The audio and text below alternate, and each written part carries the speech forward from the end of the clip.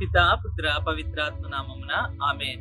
ప్రియ దైవజనులారా, ఈరోజు నేను చెన్నైలో ఉన్నటువంటి లిటిల్ మౌంట్ కొండ మీద నిర్మించినటువంటి పరిశుద్ధ ఆరోగ్య మాత దేవాలయం, అదే విధంగా పునీత థామస్ గారి యొక్క దేవాలయంగా పిలువబడుతున్నటువంటి ఈ యొక్క పుణ్యక్షేత్రం వద్ద ఉన్నాను. సో ఈ యొక్క పుణ్యక్షేత్రం ఎంతో పవిత్రమైనది మరియు ప్రత్యేకమైనది. ప్రియ దైవజనులారా, ప్రతిరోజు కూడా కొన్ని వేలాది మంది ఈ యొక్క పుణ్యక్షేత్రానికి వచ్చి ఆ యొక్క పునీత థామస్ గారి యొక్క మధ్యస్థ ప్రార్థన ద్వారా ఆ దేవాది దేవుడి యొక్క కృపను కోరుకుంటూ ఉంటారు.